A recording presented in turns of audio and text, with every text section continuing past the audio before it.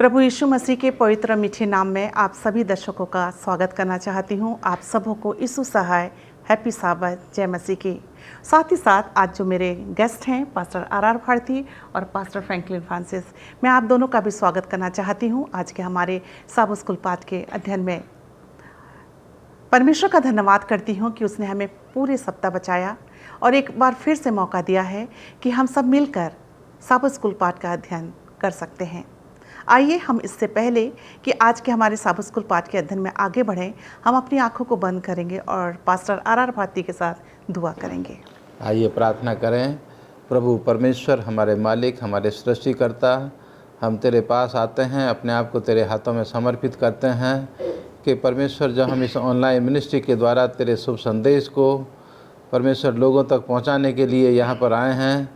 परमेश्वर तू हम में से हर एक को भरपूरी के साथ इस्तेमाल कर, हमारे श्रोताओं के साथ हो कि जब वो इसको सुनते हैं तो तेरी पवित्र आत्मा की मदद से वो इसको समझ सकें और अपने जीवन में उसको इस्तेमाल कर सकें, जिससे कि परमेश्वर तेरी महिमा, तेरी इच्छा हम में से हर एक के जीवन में पूरी होने पाए और तुझे आदर और महिमा इस प्रोग्राम के द्वारा मिल सके।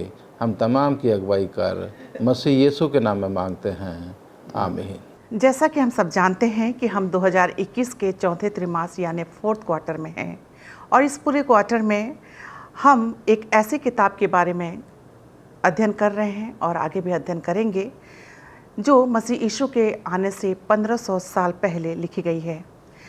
ये किताब हमारी बाइबल की 5वीं किताब है और इस किताब में हम परमेश्वर के प्रेम को देखते हैं और ये किताब व्यवस्था विवरण की किताब है। आज पार्ट 2 है और आज जिस विषय पे हम चर्चा करेंगे उसका शीर्षक है मूसा का इतिहास पाठ। याद वचन के लिए आप मेरे साथ अपनी बाइबल खोल सकते हैं। पहला कुरिन्थियों उसका 10वां अध्याय और उसका 3 और 4 पद, जहाँ इस प्रकार से लिखा है, और सब ने एक ही आत्मिक भोजन किया और सब ने एक ही आत्मिक जल पिया, क्योंकि वह उस आत्मिक चट्टान से पीते थे जो उनके साथ साथ चलती थी, और वह चट्टान मसीह था। परमेश्वर अपने पढ़े वचन पर आशीष दे। प्रिय दर्शकों, आज हम मूसा के बारे में पढ़ेंगे। मूसा कौन था? मूसा को विश्व इतिहास में सबसे महत्वपूर्ण धार्मिक नेताओं में से एक माना जाता है। इस्लाम, यहूदी, ईसाई धर्म सब मूसा को ईश्वर का एक महत्वपूर्ण पैगंबर मानते हैं और एक ही ईश्वर पर विश्वास करने वाला संस्थापक मानते हैं।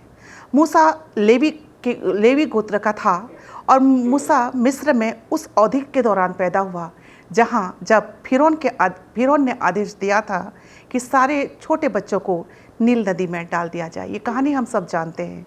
आज हम इस चर्चा को आगे बढ़ाने के लिए पास्टर फ्रैंकलिन के पास चलते हैं और संडे के पाठ को ध्यान पे रखते हुए पास्टर फ्रैंकलिन, आपसे मैं जानना चाहती हूँ कि जब मूसा को सीनै पर्वत से उतरने में देर हुई तो इस्राएलियों ने हारून के साथ मिलकर क्या किया?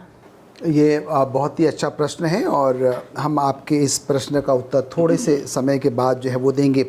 और हमने देखा है कि मैडम आपने मूसा के बारे में जो है वो बहुत कुछ जो है वो कह दिया है और हम एक और उसका जो चरित्र है वो देखते हैं कि मूसा को जो है वो सबसे नम्र व्यक्ति के तौर पर जो है वो देखा जाता है या गिना जाता है। और हम देखते हैं कि पूरी बाइबल जो है पूरी बाइबल को जब हम पढ़ते हैं तो हम मूसा की उपस्थिति को क्या करते हैं, हम अनुभव करते हैं। और हम देखते हैं अक्सर ख़ासतौर से जब हम उत्पत्ति की किताब अगर हम पढ़ें तो उत्पत्ति में जो है हम इस बात को पाते हैं कि हम कौन हैं, हम कहाँ से आए हैं और हमें क्या करना है, हमें जो है वो कहाँ जाना है। हमने ये भी पढ़ा है, हम ये भी जानते हैं कि हम एक ऐसे समय में रह रहे हैं जहाँ पर कि सब कुछ जो है वो अच्छा नहीं है और इन सब खराब परिस्थितियों के दौरान भी जो है, विषम परिस्थितियों के दौरान भी जो है, फिर भी हमारे पास एक ऐसी आशा की जो है वो किरण है। हम ये आशा करते हैं, हम ये मानते हैं कि समय के साथ साथ क्या हो जाएगा,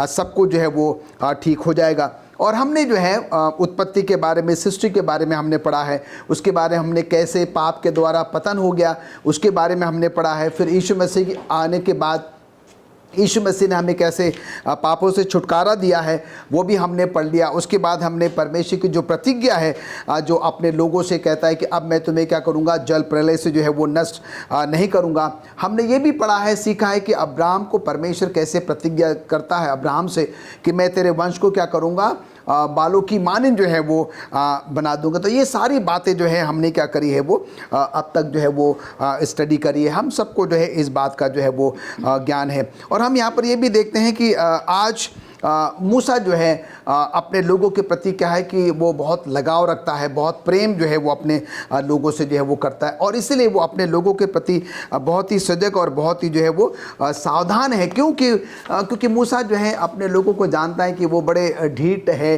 और वो बहुत ज़िद्दी हैं, उनमें बहुत सारी जो है वो कमियां हैं, और इसके लिए क्या है कि वो कई बार बड़ा चिंतित हो जाता है। और अब हम यहाँ पर देखते हैं मैडम, जो प्रश्न आपने किया था कि जब मूसा को सीनै पर्वत से उतरने में देर हो जाती है तो नीचे जो है वो क्या घटना घटती है, और हम सब इस घटना को बहुत अच्छे तरीके से जानते हैं।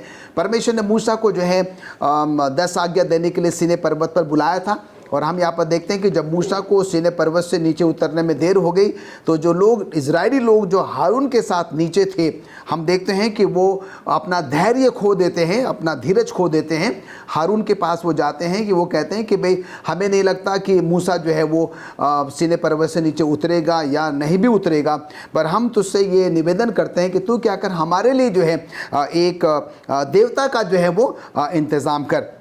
और हम यहाँ पर देखते हैं कि हारून जो है उन तमाम लोगों से कहता है कि तुम अपनी पत्नियों के पास जाओ, अपनी बेटियों के पास जाओ, और उनके जो भी सोना चांदी के जो गहने हैं वो सब जो है वो लेकर आओ। और तुरंत जो है ये सारी चीज़ें इकट्ठा की जाती हैं, और हारून क्या करता है, उन सारी चीज़ों को लेकर जो है एक बछड़ा बना लेता है, और लोग क्या करते हैं, उसकी उपासना करना जो है वो शुरू कर देते हैं। अब मैडम हम आपके उस जवाब पे आते हैं कि अब देखिए, जब मूसा जो है, जब परमेश्वर ने जब लोगों को देखा कि वो ऐसा गलत काम कर रहे हैं, परमेश्वर बहुत नाराज़ होता है, और तब परमेश्वर मूसा से कहता है कि तू क्या कर, अब नीचे जा, क्योंकि तेरे लोग जो है एक बहुत ही बड़ा पाप जो है वो कर रहे हैं। और तुरंत जब मूसा नीचे आता है उन 2 तख्तियों को लेकर, तो हम क्या देखते हैं कि लोग जो है उस बछड़े की क्या कर रहे हैं, उसको देवता बना के उसको पूज रहे हैं, उसकी उपासना कर रहे हैं।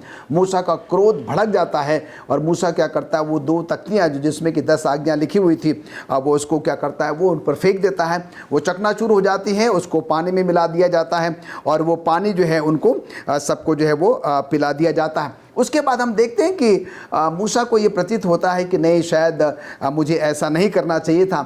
और अगले दिन जो है हम देखते हैं कि मूसा जो है वो परमेश्वर के पास जाता है, और उनसे कहता है कि प्रभु तू क्या कर, इनको तू माफ़ कर, क्योंकि तू इनके बारे में बहुत जानता है कि ये लोग जो है वो कैसे ढीठ लोग हैं, बहुत ही कठोर लोग हैं।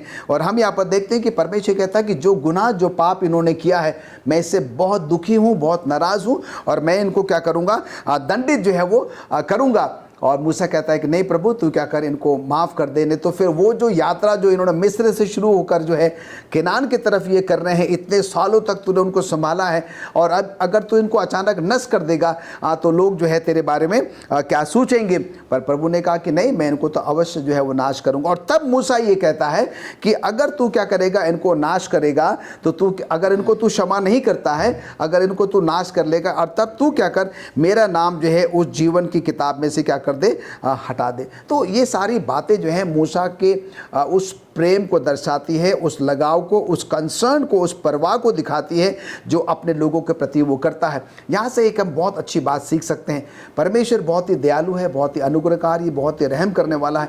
परमेश्वर हमें और आपको बार बार मौका देता है कि हम क्या करें, अपने उन तमाम गुनाहों से, खताओं से अपने आप को दूर रखें, और कोई ऐसा काम ना करें जिससे कि परमेश्वर दुखी होता है। उसके बावजूद भी जो है हम देखते हैं कि परमेश्वर बहुत ही धैर्यवान है, परमेश्वर वो सहन करता है, हमें और आपको बार बार जो है मौका देता है, जो कि प्राचीन इजरायलियों को दिया है, और आज वो हमें और आपको भी क्या करता है, वो वैसे ही मौका जो है वो देता है। धन्यवाद देना चाहती हूँ पास्टर फ्रैंकलिन आपके अच्छे विचारों के लिए। आइए हम सोमवार के पाठ पे चलेंगे, और सोमवार के पाठ को ध्यान पे रखते हुए पास्टर भारती, मैं आपसे जानना चाहती हूँ कि जो इजरायली थे 40 साल तक वो जंगल में भटकते रहे, वो जंगल में आखिर क्यों भटकते रहे? ये बहुत अच्छा सवाल है, हम सबके लिए जानने के लिए। और हम तमाम लोग जो है ये जानते हैं कि जो परमेश्वर के ये लोग थे, इस्राएली लोग, वो मिस्र देश से निकल कर के और कनान देश में पहुंचने तक वो 40 साल इस बियाबान जंगल में, रेगिस्तान में वो जो है वो घूमते रहे, भटकते रहे। और इसके लिए जो है आज मैं जो व्यवस्था की किताब हम लोग सीख रहे हैं, व्यवस्था विवरण, उसका पहला अध्याय की 2 आयतें, मैं यहाँ 3 आयतें खास करके पढ़ना चाहूँगा। जो लिखा है, जो बातें मूसा ने यरदन के पार जंगल में अर्थात सूप के सामने के अराबा में और परान और तोपेल के बीच और लाबान, हसरोत और दीजाहाब में सारे इस्राएलियों से कहीं, ये वे हैं। होरेब से कादेश बनने तक सेर पहाड़ का मार्ग 11 दिन का है। 40वें वर्ष के 11वें महीने के पहले दिन को जो कुछ यहोवा ने मूसा को इस्राएलियों से कहने की आज्ञा दी थी, उसके अनुसार मूसा उनसे बातें करने लगा। इस आयतों को पढ़ कर के हम यहाँ देख सकते हैं कि ये इस्राएली लोग जो हैं मिस्र देश से निकल कर के 40 साल बियाबान जंगल में, रेगिस्तान में, जंगलों में भटकते हुए अब ये 40वें वर्ष के ये 11वें महीने के पहले दिन को जो है यहाँ जिक्र किया गया है। और ये लोग इस वक्त जो कनान मुल्क है उसके बॉर्डर से कुछ ही दूरी पर हैं। और यहाँ परमेश्वर मूसा से जो है वो बातें कहता है कि जो मूसा नबी को जो है इस्राएलियों से कहनी है। और यहाँ जो है हम देखते हैं कि ये 40वां वर्ष है, जो अभी 2 महीने जिसमें अभी पूरे होने के लिए बाकी हैं। 2 महीने के बाद जब 40 वर्ष पूरे होंगे तो ये लोग मुल्क कनान में जो है वो प्रवेश करेंगे। ये बॉर्डर का इलाका है और वहाँ जो है ये 40 साल का सफ़र तय करके यहाँ पर पहुँच चुके हैं। और ये जो है एक भविष्यवाणी थी और ये एक परमेश्वर का उनके साथ उनके व्यवहार को देख करके परमेश्वर ने उनको कहा था कि तुम 40 साल जो है इस बियाबान जंगल में घूमते रहोगे, क्योंकि ये परमेश्वर के विरोध में बार बार ये बातें करते रहते थे।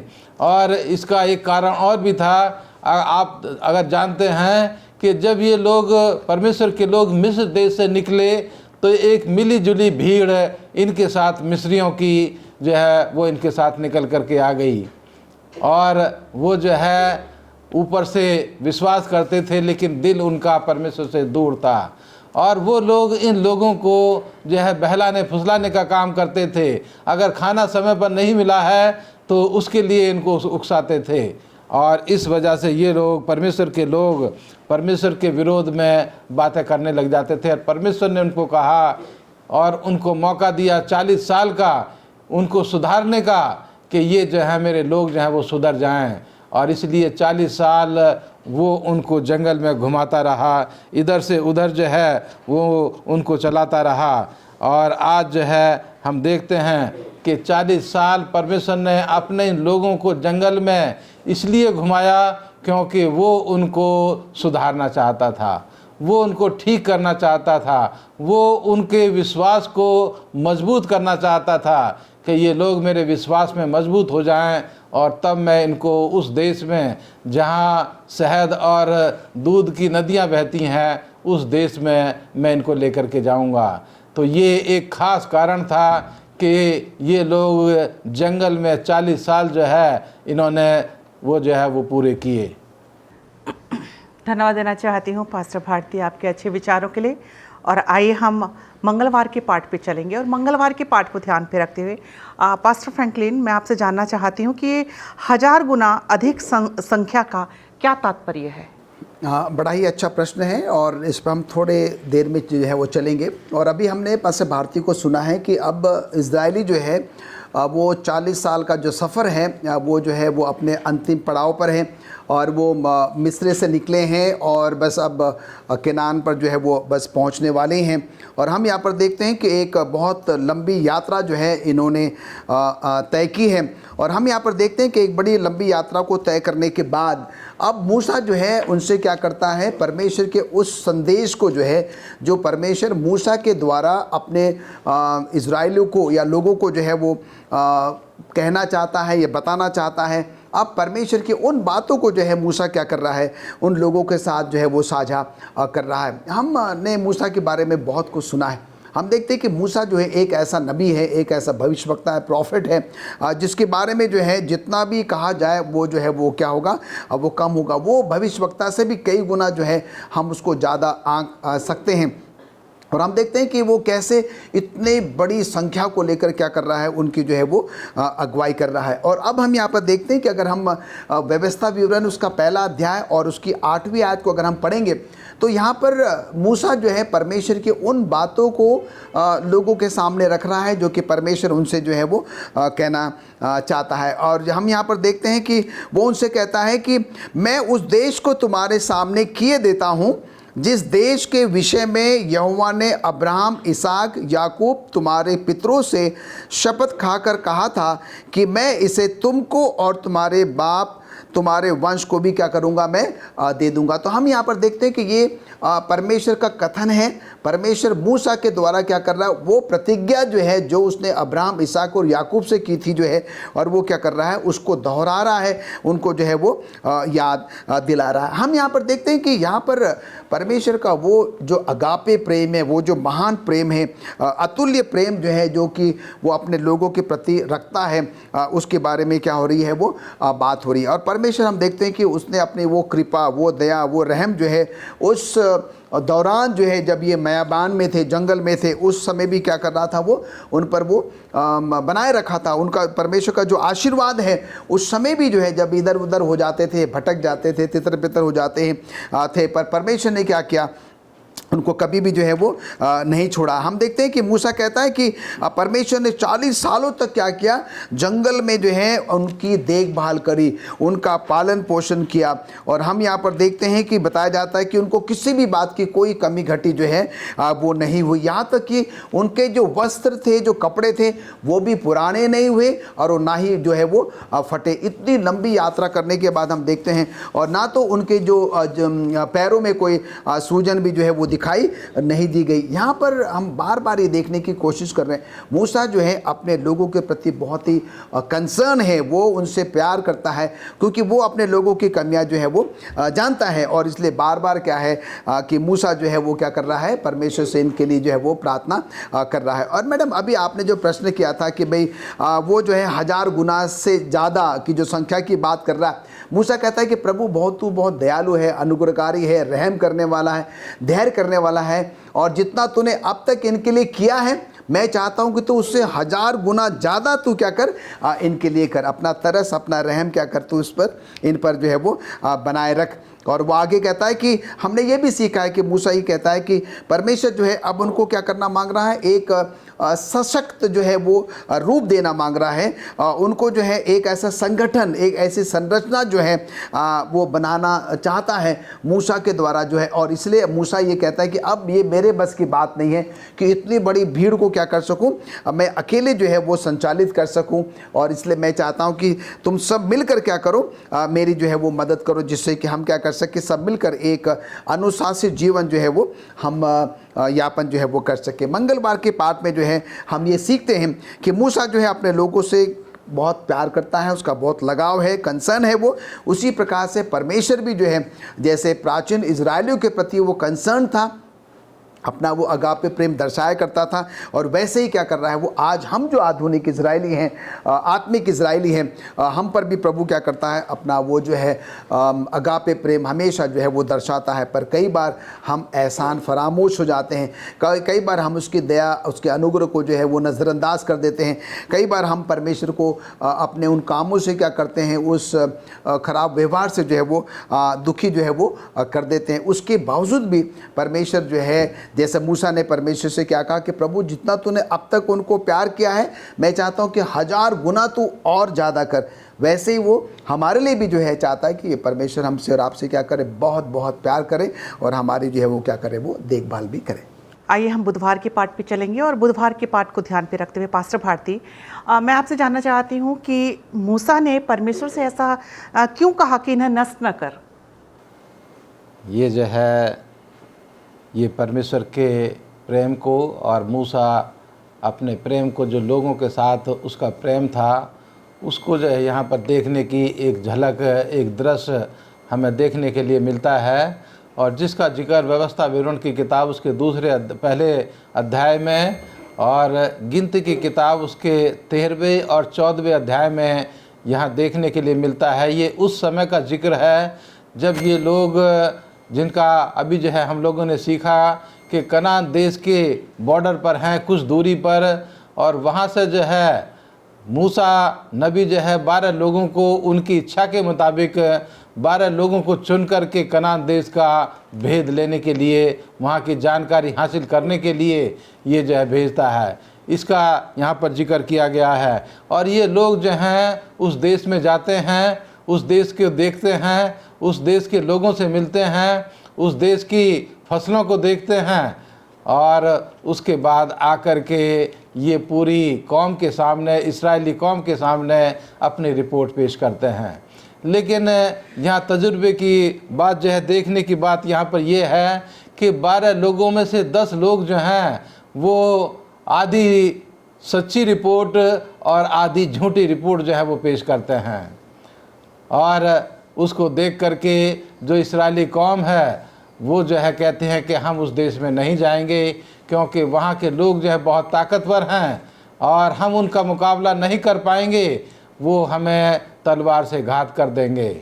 इसलिए हम वापस जाने का निश्चय करते हैं। हम अपने लिए एक और अगवा चुनते हैं जो हमें वापस मुल्क जहाँ से हम निकल कर के आए हैं, जिस देश से, उस देश में हमें वो वापस लेकर के जाएगा। लेकिन अजी जो 2 लोग कालिब और जोशुआ जो हैं उस रिपोर्ट को पेश करते हैं जो सच्ची रिपोर्ट थी 100%, और साथ ही साथ वो लोगों को ये आश्वासन देते हैं कि ये परमेश्वर का वादा है, कि परमेश्वर ने ये देश हमें देने का वादा किया है और परमेश्वर अपने वादों में सच्चा है और वो हमारी मदद करेगा इस देश को हमें लेने के लिए, इसके ऊपर कब्जा करने के लिए। अजीज़ो, यहाँ जो है जब परमेश्वर इनके इस बुड़बुड़ाने को सुनता है तो परमेश्वर जो है उनसे गुस्सा हो जाता है।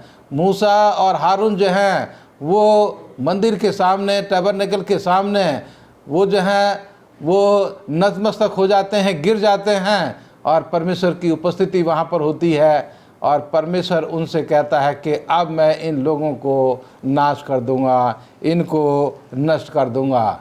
लेकिन अजीजो, मूसा जो है, जो एक बहुत ही अच्छा अगवा था, जो अपने लोगों को प्यार करता था, वो परमेश्वर से यहाँ जो कहता है, गिनतियों की किताब उसके 14 अध्याय की केवल 16 आयत में पढ़ रहा हूँ यहाँ पर, कि यहोवा उन लोगों को उस देश में जिसे उसने उन्हें देने की शपथ खाई थी पहुँचा न सका, इस कारण उसने उन्हें जंगल में घात कर डाला है। अजीज़ो, ये एक ख़ास कारण था कि मूसा नबी जो हैं वो परमेश्वर से ये विनती करते हैं कि प्रभु तू इन्हें नाश ना कर, क्योंकि आसपास के लोग क्या कहेंगे कि इनका ये परमेश्वर यहोवा जो इनको मिस्र देश से निकाल करके जंगल में घात करने के लिए लेकर के आया, वो तेरे बारे में क्या सोचेंगे और आसपास के लोगों पर जो है इसका क्या असर पड़ेगा।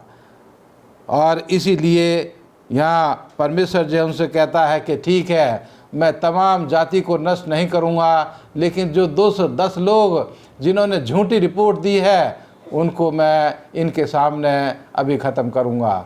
और ऐसा ही परमेश्वर के कहने के अनुसार होता है। और कालिब और जोशुआ को छोड़ करके वो तमाम 10 लोग जो हैं उनको परमेश्वर जान से मार देता है। परमेश्वर जो है वो मूसा की प्रार्थना को भी सुनता है और उनके कहे कि जो जिन लोगों ने ये काम किया था उसकी सज़ा भी जो है परमेश्वर उनको देता है। तो अजीज़ो, परमेश्वर वो मुझे और आपको प्यार करता है।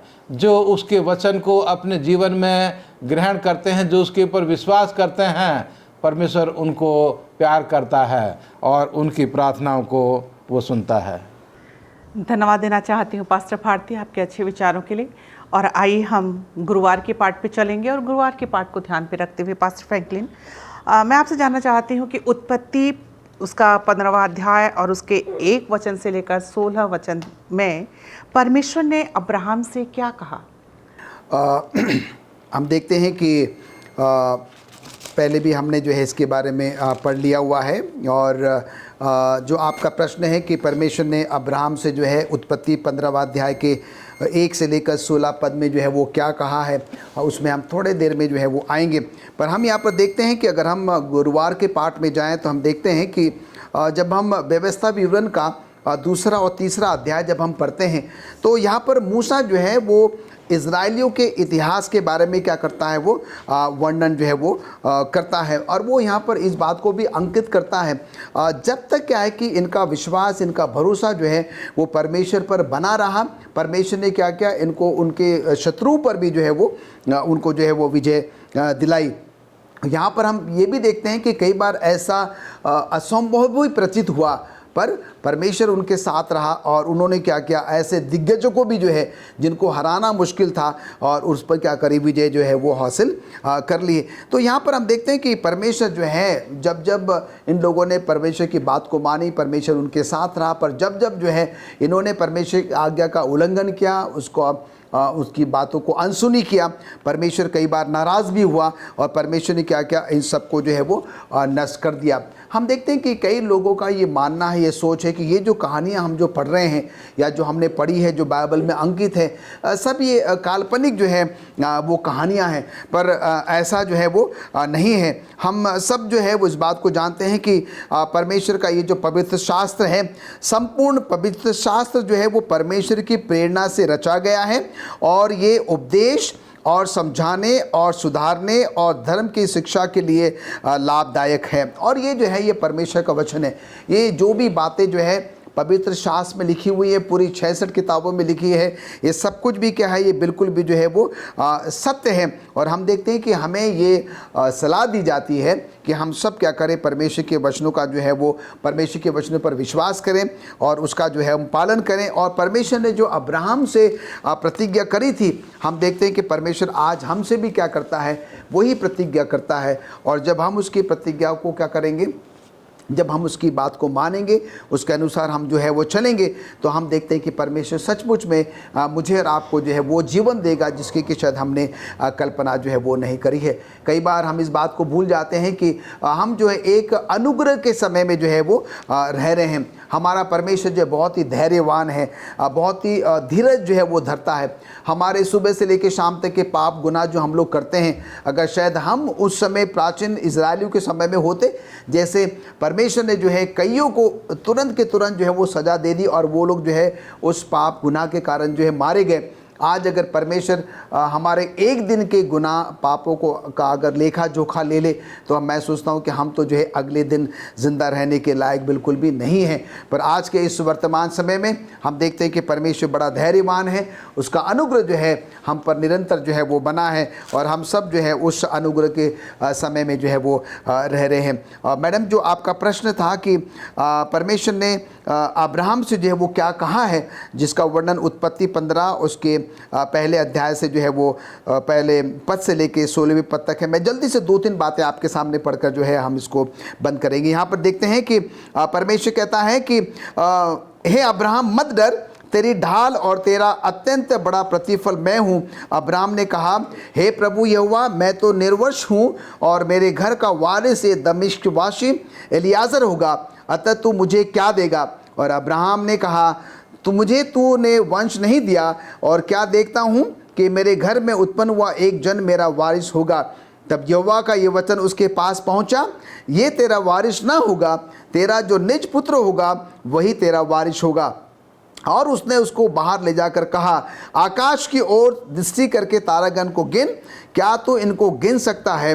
फिर उसने उससे कहा, तेरा वंश ऐसे ही होगा। उसने यहोवा पर विश्वास किया और यहोवा ने इस बात को उसके लेखे में धर्म गिना। हम देखते हैं कि यही बात जो है जो अभी हमने आपके सामने पढ़ा है, परमेश्वर ने क्या किया, अब्राहम से जो है वो कहा है। और हम देखते हैं कि अब्राहम को हम जो है उसके उस विश्वास के कारण ही जो है, जैसे यहाँ पर लिखता है कि उसने उसको क्या किया, धर्मी गिना, उसको धर्म गिना और उसके विश्वास के आधार पर जो हम देखते हैं कि उसको विश्वासियों का जो है वो पिता जो है वो कहा जाता है। धन्यवाद देना चाहती हूँ पास्टर फ्रैंकलिन आपके अच्छे विचारों के लिए। और आइए हम शुक्रवार के पाठ पे चलेंगे और शुक्रवार के पाठ को ध्यान पे रखते हुए पास्टर भारती, मैं आपसे जानना चाहती हूँ कि जो इजरायली थे उन्होंने आसपास के राष्ट्रों के साथ क्या किया? ये जो है मेरे और आपके लिए प्रश्न है कि मैं और आप आसपास के लोगों से हम कैसा व्यवहार कर रहे हैं या क्या काम कर रहे हैं। इस्राएलियों के बारे में हम सीख रहे हैं और हम जानते हैं कि परमेश्वर ने इस कौम को चुना कि परमेश्वर की सच्चाई को वो आसपास के लोगों के साथ जो है उसको बांटे। इस्राएली कौम जो थी वो परमेश्वर की कौम थी और परमेश्वर ने अपने शुभ संदेश को दूसरे लोगों तक पहुंचाने के लिए परमेश्वर ने इस कौम को रोशनी दी थी कि ये कौम जो है वो रोशनी बन कर के दूसरे लोगों के बीच में वो चमकने पाए। अजीजों, हम जो है देख रहे हैं कि ये इस्राएली लोग जहाँ जहाँ से भी निकलते थे, जिस देश से निकलते थे, वहाँ के लोगों से बातचीत करते थे और उनको कहते थे कि हम यहोवा के मानने वाले हैं, परमेश्वर के मानने वाले हैं, हमारा परमेश्वर प्रेम करने वाला परमेश्वर है। और ये संदेश देते हुए एक देश से दूसरे देश, एक शहर से दूसरे शहर और एक गांव से दूसरे गांव का सफ़र करते हुए आगे बढ़ रहे थे। और अजीज़ों, परमेश्वर जो है वो किसी में भेदभाव नहीं करता। उसने अपना शुभ संदेश अपने लोगों के द्वारा उसने सब जातियों को पहुंचाने का इंतज़ाम उसने मेरे और आपके द्वारा यहाँ किया है। यह यशायाह की किताब उसके 55 अध्याय की 6 आयत में लिखा है कि जब तक यहोवा मिल सकता है तब तक उसको खोज में रहो, जब तक वह निकट है तब तक उसे पुकारो। दुष्ट अपनी चाल चलन और अनर्थकारी अपनी सोच विचार छोड़कर यहोवा ही की ओर फिरे, वह उस पर दया करेगा और अपने परमेश्वर की ओर फिरे, वह पूरी रीति से उसको क्षमा करेगा। अजीजों, जैसे मैंने बताया कि कोई भी व्यक्ति, चाहे वो इस्राएली है चाहे वो इस्राएली नहीं है, जो परमेश्वर की ओर फिरता है, परमेश्वर उसको क्षमा करता है और उसको आशीष देता है। अजीजों, यहाँ जो है 56 अध्याय, यशायाह की 56 अध्याय में भी लिखा है कि परदेशी भी यहोवा के साथ इस विचार से मिले हुए हैं कि उसकी सेवा टेल करें और यहोवा के नाम से प्रीति रखें और उसके दास हो जाएं, जितने विश्राम दिन को अपवित्र करने से बचे रहते हैं और मेरी वाचा का पालन करते हैं। उनको मैं अपने पवित्र पर्वत पर ले जाकर अपने प्रार्थना के भवन में आनंदित करूँगा। उनके होम बलि मेल बलि मेरी वेदी पर ग्रहण किए जाएंगे, क्योंकि मेरा भवन सब देश के लोगों के लिए प्रार्थना का घर कहलाएगा। अजीजों, परमेश्वर का घर जो है वो तमाम जाति के लोगों के लिए खुला हुआ है, चाहे वो किसी भी जगह का रहने वाला है। और परमेश्वर ने अपने लोगों के द्वारा इस सुसंदेश को तमाम लोगों को जो उसने मौका दिया है, कनानियों को भी उसने मौका दिया, इदोमियों को भी उसने मौका दिया। और यहाँ हम उदाहरण पाते हैं यहोशू की किताब उसके 2 अध्याय की 8 से 10 आयत में कि एक स्त्री जो परदेशी थी, जो दूसरे धर्म की मानने वाली थी, जिसका नाम जो है यह राहब दिया गया है, कि जब उसकी मुलाकात परमेश्वर के लोगों से हुई तो उसने विश्वास किया और उसको बचाया गया। परमेश्वर मुझे और आपको और दुनिया के तमाम लोगों को प्यार करता है। जैसे उसने इस्राएलियों को अपने शुभ संदेश को सुनाने के लिए जो है इस्तेमाल किया, आज परमेश्वर मुझे और आपको दुनिया की तमाम जातियों के लिए, दुनिया के तमाम कुलों के लिए, मुझे और आपको वो उसने मुकर्रर किया है कि हम परमेश्वर के इस वचन की रोशनी को उन जगहों पर पहुंचाएं जहां अभी अंधेरा पाया जाता है। तो परमेश्वर वो किसी में भेद नहीं करता। जो लोग उसके पास आते हैं वो उनको स्वीकार करता है, उनके पापों को क्षमा करता है और उनको अपने घर में जगह देता है। धन्यवाद देना चाहती हूँ पास्टर भारती आपके अच्छे विचारों के लिए। प्रिय दर्शकों, आज के हम लेसन स्टडी में जो साबुत स्कूल पाठ का अध्ययन था उसमें हमने सीखा मूसा का इतिहास। हमने ये देखा कि किस तरह इजरायली 40 साल तक जंगल में भटकते रहे और उन्हें मूसा किस तरह बचाता है और उस पवित्र भूमि पर लेके आता है जिसकी प्रतिज्ञा परमेश्वर ने उनसे की थी। आइए हम अपने जीवन के द्वारा, जैसे हमने पास्टर भारती ने बताया कि जब तक वह मिल सकता है तब तक उसकी खोज में रहो और जब तक वह निकट है तब तक उसे पुकारो। अहो सब प्यासे लोगों, पानी के पास आओ और जिनके पास रुपया न हो तुम भी आकर मोल लो और खाओ। परमेश्वर हम सबको आशीष और बरकत दे। इससे पहले कि हम आज के साबत स्कूल पाठ के अध्ययन को ख़त्म करें, मेरे जो गेस्ट थे आज हमारे साबत स्कूल पाठ के अध्ययन में, पास्टर आर भारती और पास्टर फ्रैंकलिन फ्रांसिस, मैं आप दोनों को धन्यवाद देती हूँ। और आइए हम अपने साबत स्कूल पाठ के अध्ययन को ख़त्म करेंगे और अपने आँखों को बंद करेंगे। और पास्टर फ्रैंकलिन, आप हमारी दुआ में अगुवाई करें। आइए प्रार्थना करें। स्वर्गीय पिता परमेश्वर, हम आपका धन्यवाद देते हैं आज के पवित्र सबत के लिए और आज की अच्छी संगति के लिए, जहाँ पर कि हम अपने अपने घरों में बैठकर भी आपके सबत स्कूल पाठ का अध्ययन कर पाए। और आज का सबक प्रभु हम सबों के लिए बहुत ही अच्छा और आशीषित रहा। हमने मूसा के जीवन में से बहुत कुछ सीखा, वो कैसे वो अपने लोगों के प्रति कंसर्न दिखाता है, उनकी परवाह करता है और उनके बदले में प्रभु परमेश्वर से वो माफ़ी मांगता है। और उसी प्रकार से प्रभु आप भी अपनी दया, अपना अनुग्रह जो है वो हम पर बनाए रखते हैं। आपने अपने एकलौते बेटे यीशु मसीह को भेजकर जो है हमारे पापों के लिए, गुनाहों के लिए, खताओं के लिए जो है उसको आपने कुर्बान कर दिया। जो मृत्यु हमने सहनी थी वो मृत्यु आपके बेटे प्रभु यीशु मसीह ने प्रभु सह ली। और आज जबकि हमने आपके वचनों को सुना है, हमें ऐसी तौफीक दे कि हम कोई ऐसा काम न करें जिससे कि प्रभु हम आपको दुख पहुंचाएं, पर हमारा हर एक काम जो है आपको पसंद आए और आपने जो आशीष है हम सबों के लिए, चाहे हमारे व्यक्तिगत रूप के लिए हो, हमारे पारिवारिक रूप से हो, हमारे कलीसिया के रूप से हो, हम उसको प्राप्त कर सकें। पुनः आज के अच्छे सबत स्कूल पाठ के लिए, हमारे दर्शकों के लिए, हमारे पैनल्स के लिए प्रभु हम आपका धन्यवाद देते हैं। धन्यवाद देते हैं कि आपने हमारी प्रार्थनाओं को सुना है। प्रभु यीशु मसीह के नाम से मांगते हैं, आमीन। आमीन।